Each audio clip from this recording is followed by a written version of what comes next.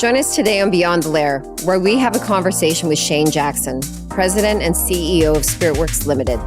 Shain shares with us his journey of making a difference as a lawyer, as a social entrepreneur, and leading change and improving Indigenous lives. Hello, my name is Gina Jackson Montgomery. Welcome to Beyond the Lair. And I'm Dean Montgomery. And today we have a very esteemed special guest, Shain Jackson Selapem. He is a proud member of the Sechelt Nation and also the president and CEO of Spiritworks Limited, also the creator of Golden Eagle Rising, a nonprofit charity that advances Indigenous initiatives, be it health or mental wellness, and also my younger brother. So we get to interview Shain today. So welcome to our show. Great. Thanks for having me. So what we ask all of our entrepreneurs and all of our guests that come here is a little bit about your upbringing, your childhood. So obviously we're siblings and we grew up together. And I would really want everyone to know that doesn't know me, and maybe knows you and wants to know more about you. Where did you grow up? And what led you to where you are today, particularly in your first career of being a lawyer? Yeah, that's how long have we got? I gotta just start. Obviously, we were born into the Sechelt First Nation, and we spent some time there when we were quite young. And due to unforeseen circumstances, our mother had to leave the community, and we traveled around Canada a little bit, back east as far as Winterpeg. And then, all over BC. I don't think we spent very long anywhere. But, just kind of, I guess, growing up. And obviously, better than anybody in the world how we grew up, which was quite tumultuous at best. Yeah. Yeah. So we won't go deep into that. But yeah, we had a lot of conflict growing up and experience a lot of different kinds. And, I talk about that quite openly. I don't need to take up airtime now to do it, but we suffered a lot of different types of abuse, pretty much every type of abuse, which led to a lot of, different directions, but it also, I think, developed a certain, drive as we got older to sort of overcome a lot of that as well. So I think that gives a little bit of it in a nutshell. Absolutely. And we did not grow up on reserve.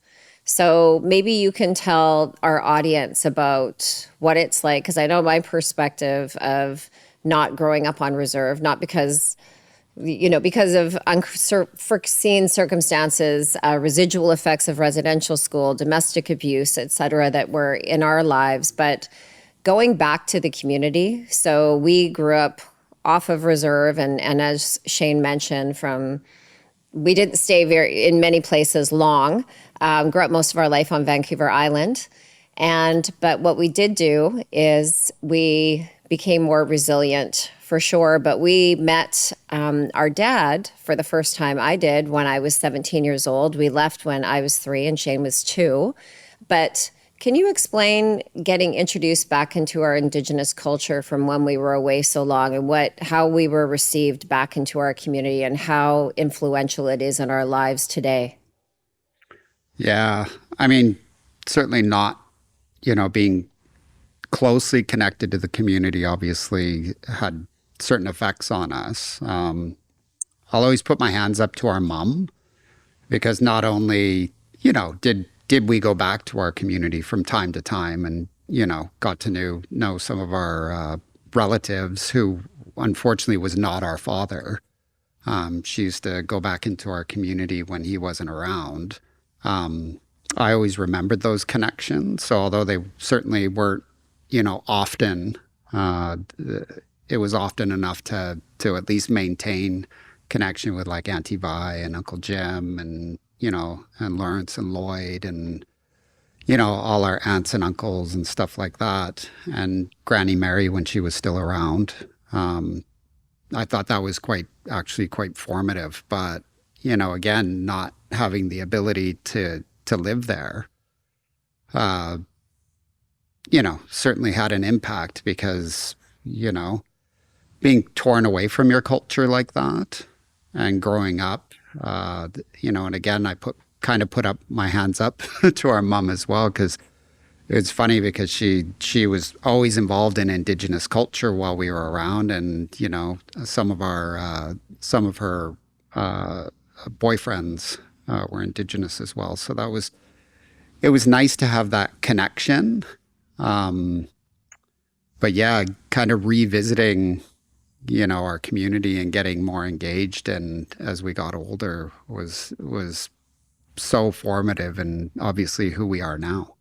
And I know, Dean, you've been to the community. They're a very, very accepting community. And I think a lot of the cultures, when you have members that have been dislocated from them, whether it's through marriage or breakups or for whatever reason, I think going back into community, it's highly receptive, particularly with our community. We have our cousins, our first cousins, Adam and Daniel, and they've come back to our community in the last 3 years, and it's been like they've been there their entire lives. So it's just a matter of just belonging. And maybe, Dean, you can talk to that. Yeah, from the day I've been invited in, everyone's been loving and kind, and always feel a part of it. And I really do see how the entire community still looks at you two like you are part of you're becoming elders. You are leaders within it, right? Thank you. A junior elder. A junior elder. I'm a junior elder this year, so thank you very much for the reminder. If you need a land acknowledgement later, I will give you one because I think I'm up for it now. Yeah. That's so funny. I think the one thing that always has intrigued me about Shain in particular is that, he went from, being a teenager, I've heard about it, felt a little lost at times, and he started looking at, some traveling and the way he was starting to look at life himself, right into a couple different careers, from wanting to become a pilot and then becoming a lawyer. And I wouldn't mind everyone hearing a little bit about that, because it's pretty interesting, I think, for everyone. How do you go from, feeling you're not particularly worthy of things to shooting for the moon? Yeah, I mean, the law thing was definitely, and I'll just be really honest, like most of the things that I've done were based on just, feelings of insecurity and not being worthy and stuff like that. So it's a big driver. And I think a lot of, people of my generation just kind of feeling lost and helpless. I remember feeling, and again, I won't sugarcoat a lot of this stuff. I had run-ins within the criminal justice system when I was younger growing up. I felt so, I can't even tell you how vulnerable I felt. And, so understanding law, which are sort of the shackles that kind of, embodied all this. And then again, when we started, connecting back with our community and witnessing what was happening systemically against Indigenous people in general and our people specifically, that anger, and I'm just going to say, I don't believe I'm angry anymore, but I was bloody angry growing up. And I was angry at the way they treated our people, and I was angry at the way that they treated me. And, it's like a pony you can ride. When you're in law school reading books, till 2, 3 in the morning, because you've got an exam coming up, that's the pony you're riding to get that work done. I'd like to say that throughout life that's shifted from anger to love, why you do the work that you do.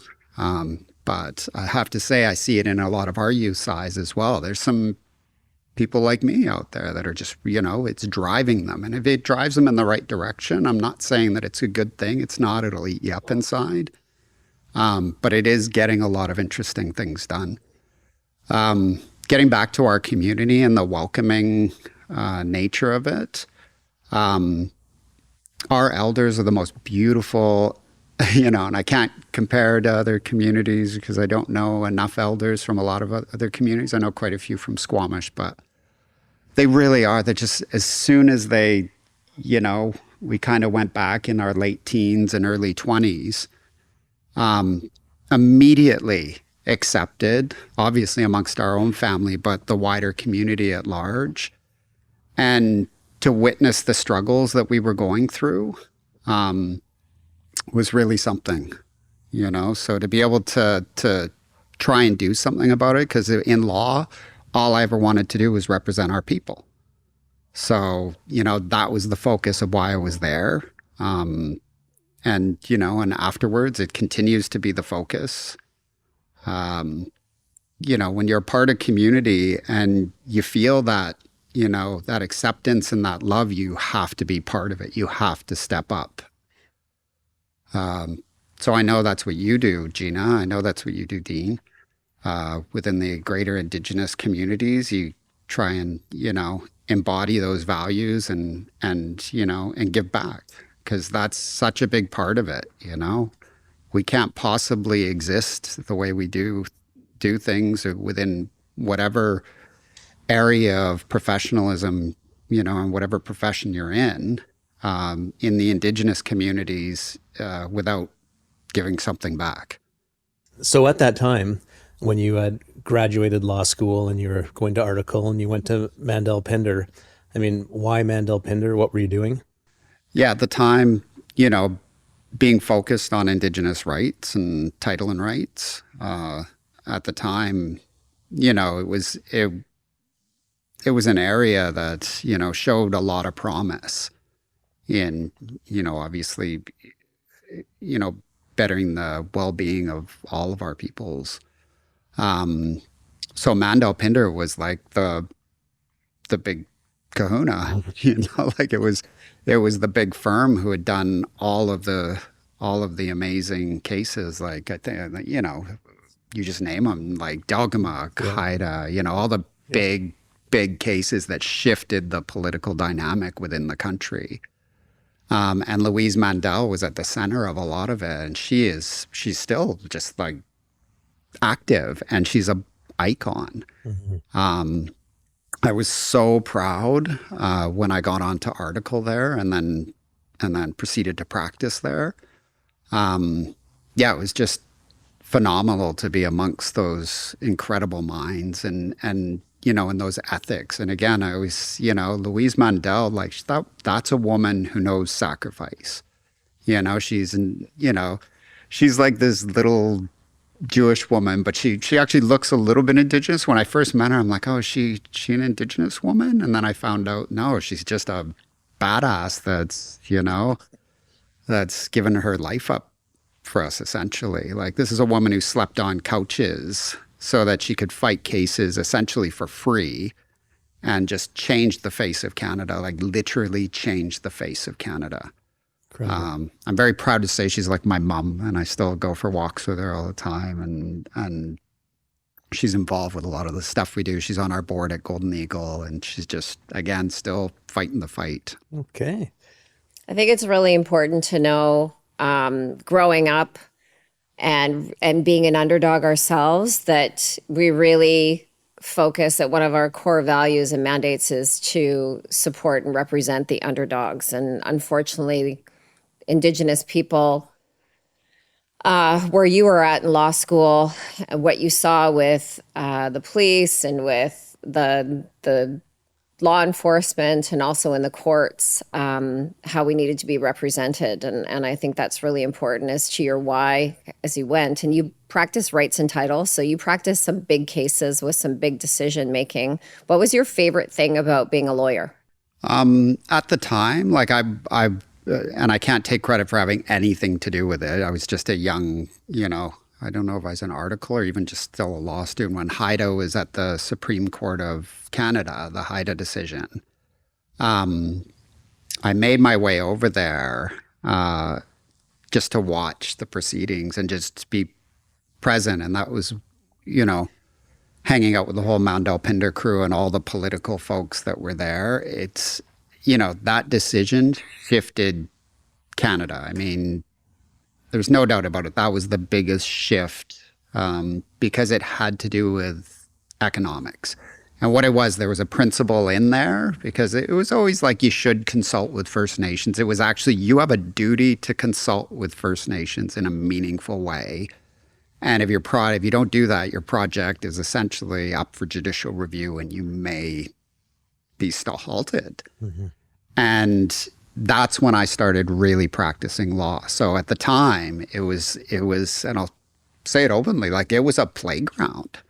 Like nobody knew what it really meant and what the impacts were going to be if somebody just went back old school and went, okay, I'm just going to send you a few emails and give you some lip service, and then we're just going to go ahead and do it.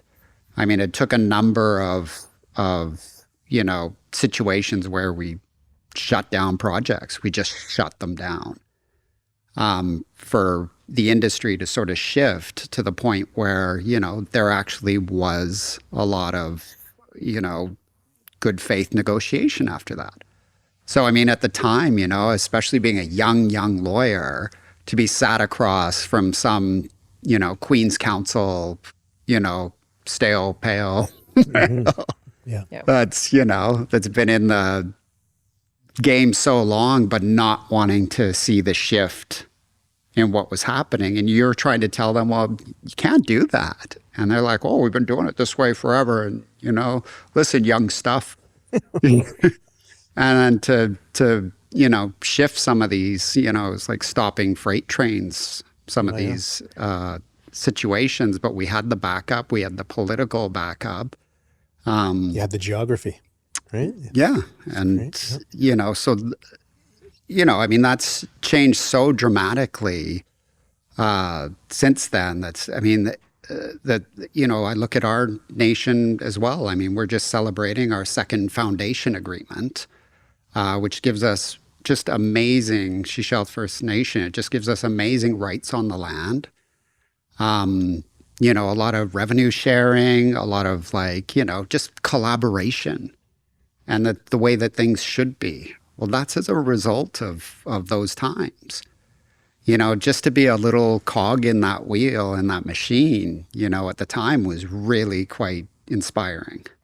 I think that it's so interesting to hear the background of that and the history of it, because being from an industry where we talk about procurement and we talk about authentic consultation and not checking the box, and now it's mandated that you can't just go into a community and build a pipeline. You can't go into a community and build a railroad and just say, well, we're doing it anyway, which is the way that it used to be, and give the information to a lot of our listeners here are in industry. They're with organizations.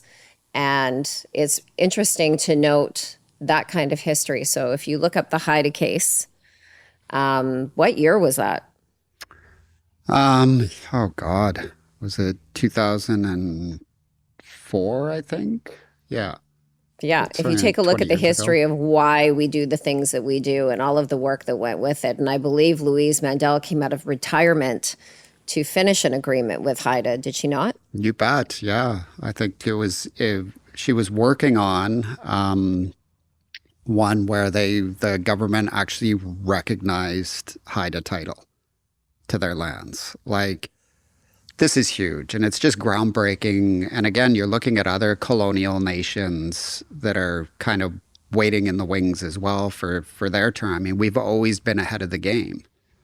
So, I mean, it'll be interesting to see because obviously there's a lot of resistance to that, especially amongst, more conservative and right-wing views. But much like what happened before, if you look at the Gordon Campbell government, I mean, he fought the Nisga'a Treaty, which, at the time, they were just totally anti, Indigenous rights. And then you talk about somebody who led the government after the Haida decision came out, who went the furthest, the fastest, and the sky didn't fall. We're in that same boat right now where people are recognizing title and the sky is not going to fall. seeking justice and, and addressing history and reality, like legal reality, you know, business carries on. Life goes on, and we're all the better for it. So how old were you? And then how long did you were you practicing law? And then I know you made a change, and we're sitting in your change, by the way. Yeah. Which is everything you see around us today, which is all the beautiful work. Apart from the microphones, Shain built every little thing you see around. Yeah, we've been here for a while, but I mean, I think I practiced with Mandel Pinder. I was there for about 3 years, and then another three years or so just on my own, which is not not easy as doing all the administration as just a lone practitioner. It was crazy, but I actually practiced law to start Spirit Works.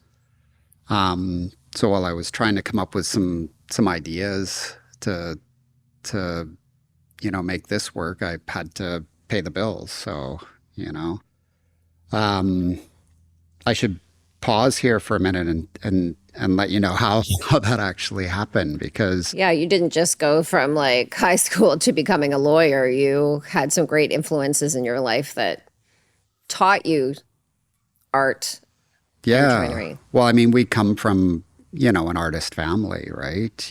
So we talk about like my granny Jackson, who was the matriarch of our family and quite a matriarch in the community.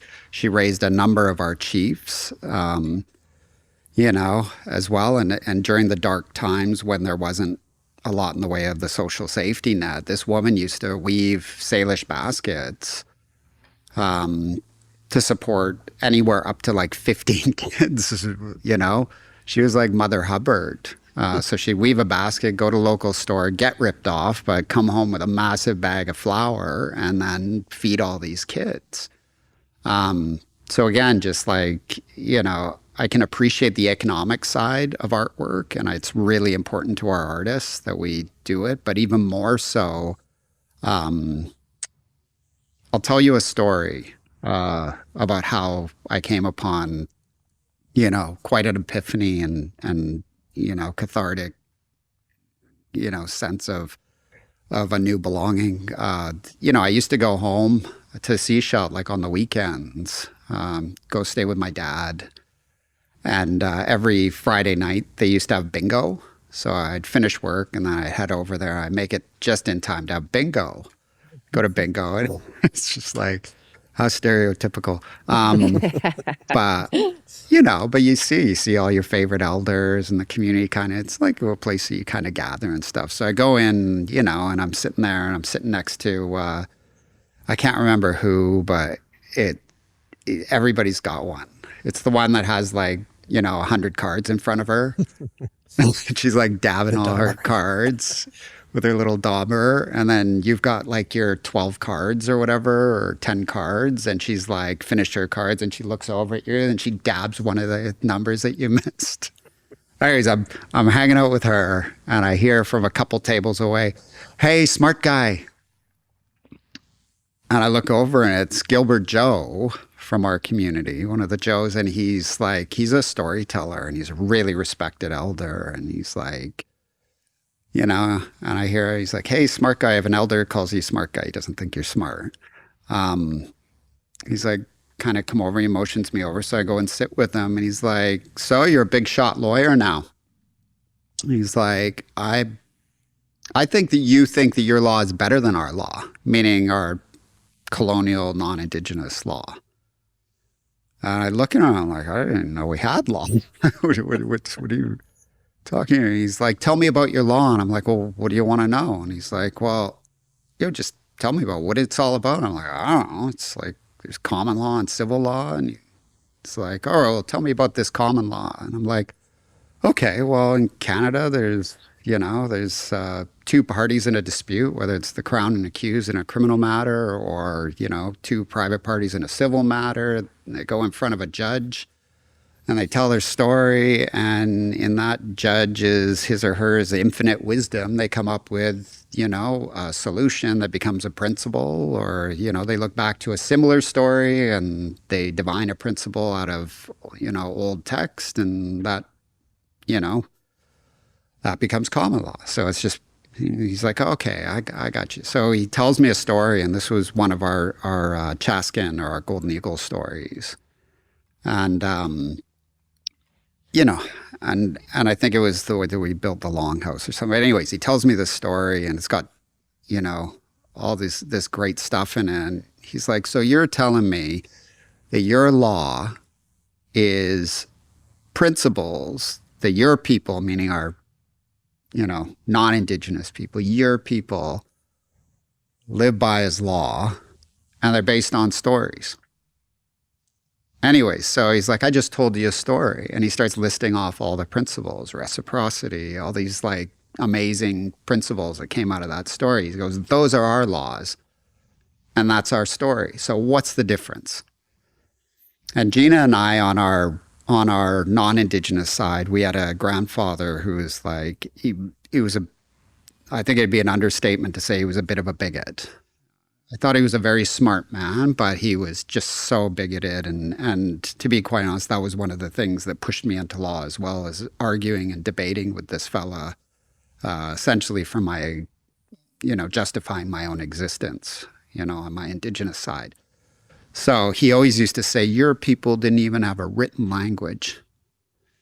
And I'm so bloody embarrassed to this day, but I'll, out of humility, I'll still say it. That came out of my mouth with Gilbert Joe. And he's like, what's the difference between your law and our law? And I said, the non-Indigenous law it's written down. We don't have a written language, and that was my rebuttal to that. And he just kind of smirked at me, and he starts pointing around our band hall at all the artwork.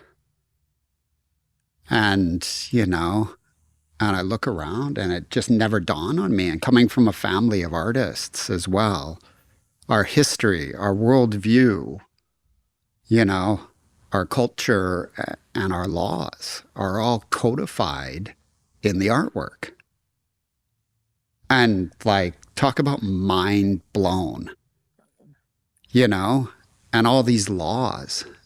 So my mind just starts absolutely reeling over this for like, I'd like to say hours. It was days and weeks and probably years and now decades, still reeling over like the implications of artwork as this codification, how it's so functional within society to maintain those principles, which are our laws. First of all, it's everywhere. It's absolutely everywhere in our communities. It's hanging from people's ears. They're wearing it around like you're wearing it around right now. It's hanging on shawls. It's on our shoes. It's on, it's on our jewelry. It's everywhere. And it's constantly reinforcing and inculcating these legal principles.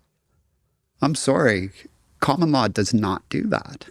Common law is stuck in, for the most part, stuck in these, dusty, stodgy books and, and on these legal cases, and, for the most part is only read by the folks that, are trained to read it. People know it out of a movie. Yeah, well, that's about it. Yeah, it's not accessible for the most part unless you've got money. There's so much to be said for these systems. So I talk a lot about this with, judges and lawyers. I've had the opportunity to train judges and lawyers on these kind of constructs and the implications they have. But, I would say that was the turning point. Like I thought, I really want to learn more about this, and I really want to be involved in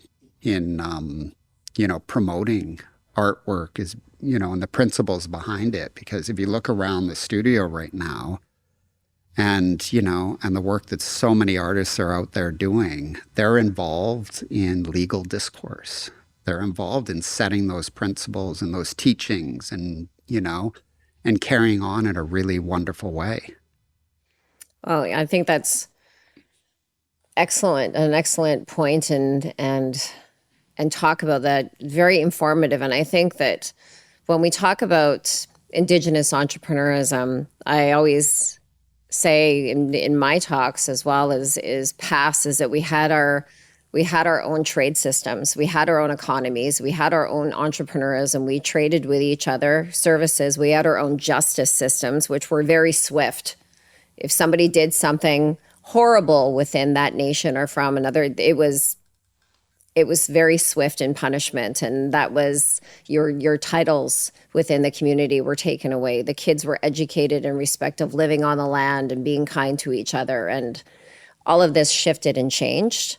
But we had our laws before this, and I think that's really important that they didn't have to be written down, because it changes from every nation to every nation, and in governance to economic development. But in respect of entrepreneurism, so I know that Susie, your wife, her parents thought that they had it made. Her daughter came to Canada. She married a man that became a lawyer. And then all of a sudden you felt that there was just this urge to start your own business. And that was Spirit Works, which exists today, which we are sitting in right now. Can you tell us a little bit about how you came to the decision and what your vision of Spirit Works was, and how that is today? Yeah, originally it was I've always worked with my hands. I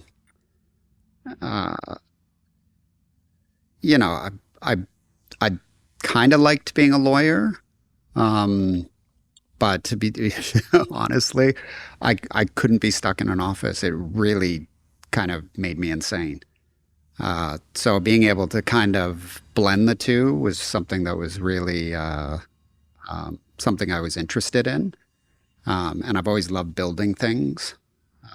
So, doing different projects, that involved, a social justice component or a title and rights component, being able to promote, again, our laws and our worldview in a meaningful way was always really important. So it's always a balance with the business between obviously trying to prosper. And we did not prosper for, it's still up for debate whether or not we're prospering, but we enjoy what we do. You prosper. Yeah, well, there's different ways of gauging that. But anyways, the bottom line is I always say, at Spirit Works, we make cool shit. Yeah. We really do. We do lots of fun projects. What did you start out with, though? I remember from the very humble beginnings, this wasn't this business where you do all of these monuments and art installations. You started out with just doing bentwood boxes, which maybe you can explain to our audience what it is, because we're not just a Coast Salish audience that's here. Yeah, it's something that's very popular up and down the coast here. So yeah, it's a traditional container that's a lot of times adorned with our artwork, but it's a cedar box. And the base of it is made from one piece of wood. So traditionally what we do is make an incision at the bottom of a cedar tree, pry the board out along its sort of grain lines, and then make an incision at the top, and you could harvest the wood without killing the tree. And then you'd kerf it out in different sections.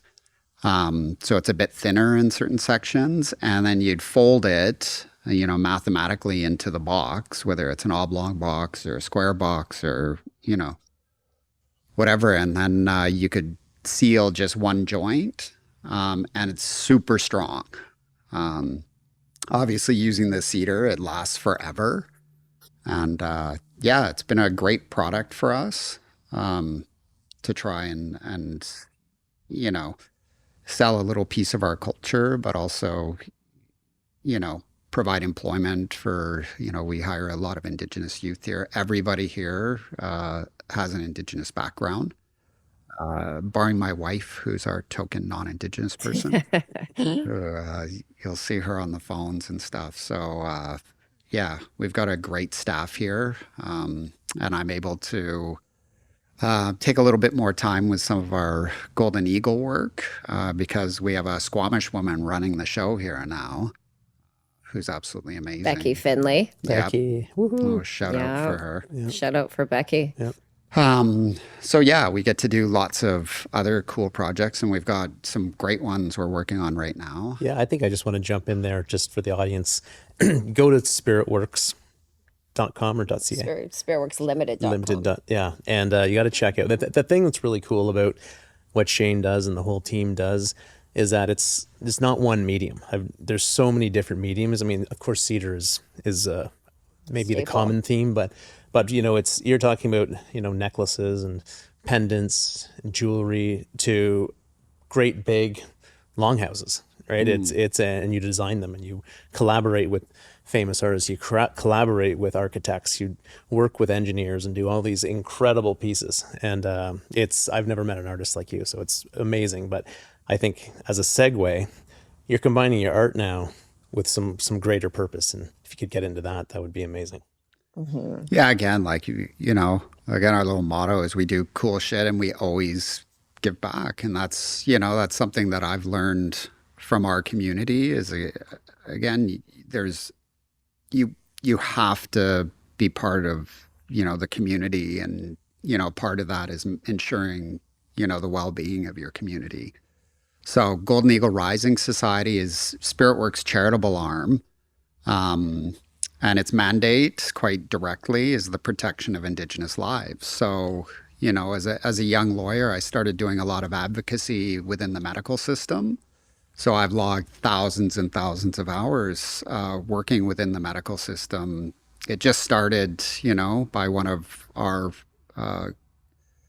family members calling me and asking me to go look into the death of one of our cousins. When I was at Mandalpinder. So I looked into it and it was absolutely horrendous because this cousin, to this day, it boggles my mind. It was so unnecessary and, goes into the hospital complaining that he just could not breathe. He couldn't get the oxygen he needed. And their answer to that was to load him up with Thai 3s and send him home. Well, you don't sedate somebody who can't breathe. I mean, it was just such an obvious case of, malpractice and just racism. We get them in all the time. Just give him what he wants and send him away. He just wants some drugs probably anyways. Give him some Thai 3s and send him away. I mean, that's what I got out of it. And, after interviewing a bunch of folks and stuff and then trying to work through the patient quality care process within the medical system to lodge a complaint. I can't even tell you how useless that system is. And it's boggles my mind that it's still in existence.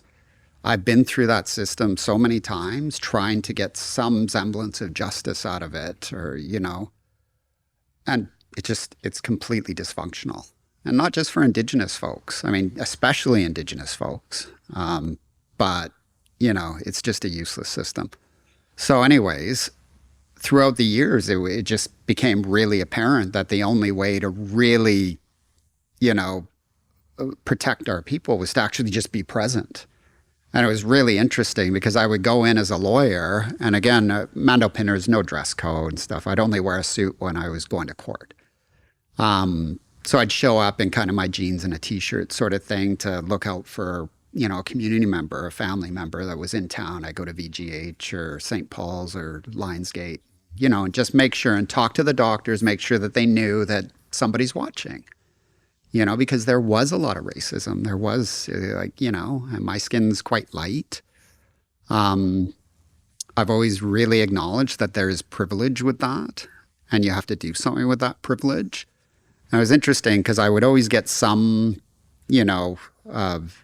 benefit to being there. But it wasn't until I remember when I was practicing, and one of our cousins was in ICU at Lionsgate, and I had just come from court when I had gotten word that one of our cousins was there. So I zoomed right down there, and it was so interesting because it was funny because I walk in, Auntie Vi's there, and she's one of our elders. And she looks at me and she just like pretty much grabs her chest and she's like, "Ooh," like that, because her eyesight's not good. She didn't recognize me. She just saw a guy in a suit like this and she thought I was a priest. And she thought our cousin had made her journey. And I'm just like, "No, Auntie, it's me, it's Shain." She's like, "Oh dear, oh, I'm sorry," you know? But I go in and I talk to the doctors, and it was so strange because I'd done so much advocacy up until that point just in kind of whatever I was wearing. But because I'm wearing like a nice suit, a nice jacket, all of a sudden it was like snap, snap, snap. Everybody's like, it was like black and white, the attention that was being paid to our cousin. It was interesting. And that what I pulled from that is like, within the system, and this is like 20 years ago, and there's been some changes. There's not fast enough in a lot of contexts, but anyways, that if they think that you have resources or that you can cause them trouble, and these are only, and I always say like 90 some odd % of the people in the medical system are just beautiful, caring people. It's that small percentage that is really awful. Mm-hmm. But if they think that you can cause a problem for them, they're going to address it. So that was a big shift. But I, in all the work that I've done, and we brought in volunteers with Golden Eagle, I mean, you can't be present all the time. There has to be some systemic shifts, or you have to address that. So anyways, we started developing what we thought would be a good answer, which is these Indigenous-led primary care clinics right beside the hospital, whose doctors have privileges within that hospital, and to build that connection between these clinics and the hospitals. So we did start the work to build one of these beside Sechelt Hospital. And Vancouver Coastal Health began discussions with us to be able to develop a clinic. So we wanted to develop an environmentally friendly, cultural. I mean, if anybody wants to go look at the plans for this clinic, it's on our website. Just go to goldeneaglerising.org. Have a look at the plans. This is from our people. This is like, we've got 3 of our chiefs on our elders committee that have developed this, 2 of our matriarchs, tons of engagement with our community to develop what we think would fit the bill for a Sechelt vision of healthcare. And it's right beside the hospital so that we can protect our people and ensure safety within the hospital. And I believe it was the land of the hospital was bought for $1 from... Donated. Was it donated? Yeah. Well, this is the interesting thing is I think this is a unique set of circumstances because 60 years ago, we just celebrated the 60th anniversary where our nation had gifted the land for the hospital campus on the condition that we would always have a place in that hospital. Well, we know that that's a bit of a spurious, commitment because it wasn't really lived up to. So now we're trying to make up for a lot of lost ground, and there has been a lot of work done. And I'm certainly not going to diminish the work that's been done after I'm sure you've heard of the In Plain Sight report that came out, which was a provincial report, and it definitively set out that there is racism in our hospital. It is systemic. There's been a lot of good work that people have put into things, but I'm a big fan of the operational reality. There still is lots of issues in our hospitals. We need to be present. Having these clinics beside hospitals, having that connection, whether it's for professional development or a complaints process or something that's related to the clinic, that's within an operational reality that would shift things dramatically. And I think not only when you designed the clinic, of course, it was cultural longhouse style, so that it was culturally welcoming to our people and Indigenous people. But when you walk in, what is the first thing that they see? Who are the doctors? How can they feel comfortable? Like, it's not just like the actual, there is a cultural component to it, just aesthetically and what have you, but what is the feeling and what is the intention when people walk in? Because I know that many Indigenous people do not go to doctors. They do not go to hospitals. There's a big trust issue, of course, for the reasons that you just stated and reports that you stated, but what is the feeling to be able to go into somewhere where you see Indigenous people from the front triage to the doctors, to the nurses, to somebody that's going to, if your problem is to escort you to the next level and make sure that you're taken care of? Yeah, you bet. I mean, all of this came into account developing this. So we've got this absolute dream team of folks that have been, trying to ensure that this would meet all the specifications of a primary care clinic while being very cultural.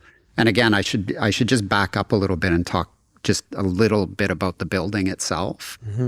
We wanted to do something that was environmentally friendly, that was pretty reasonably quick to put up, of super good quality, and would come in at a lower price so we can get these things moving a little bit quicker. So we designed this building out of SIPS panels, and we actually sold one to the Ucluelet First Nation for half price because they took a chance on our building, which is a very unique style of building.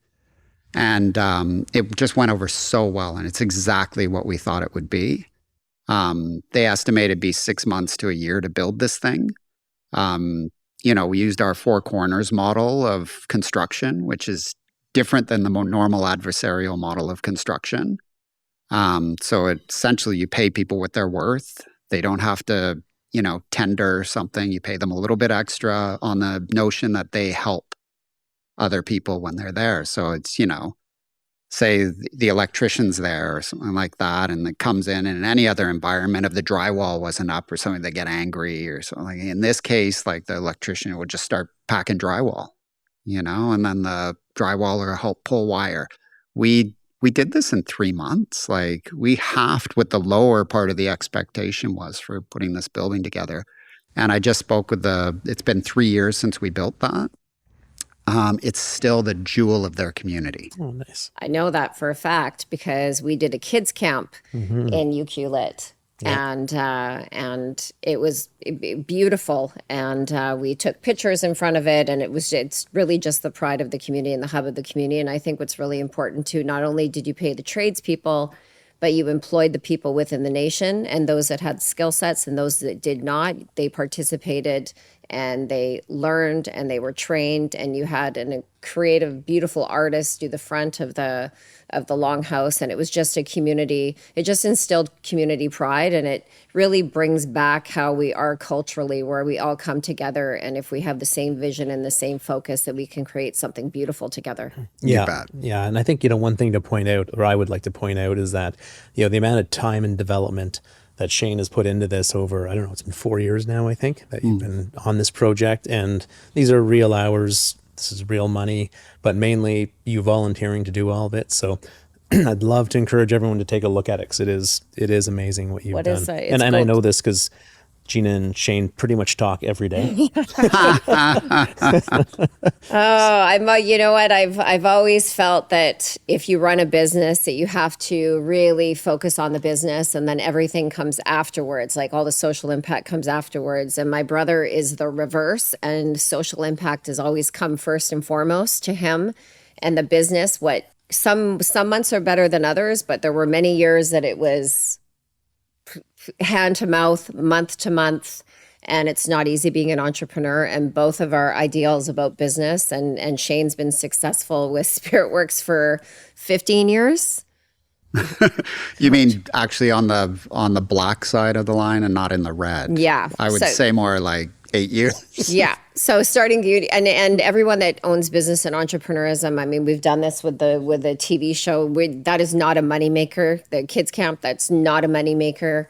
giving back to community is pride, and it's purpose, and it's passion, and it's really just giving back. And I think those that have lived traumatic lives, like many Indigenous people do, the most successful ones are the ones that didn't live perfect lives, that see that there's gaps, that see that there's the underdogs that need to be represented, that have a voice. And I think you're just an incredible voice for so many different amazing initiatives and campaigns that you're doing. And I would, if you're a community, if you are an Indigenous community and you are looking for a healthcare community hub, please contact Shain Jackson at goldeneaglerising.org.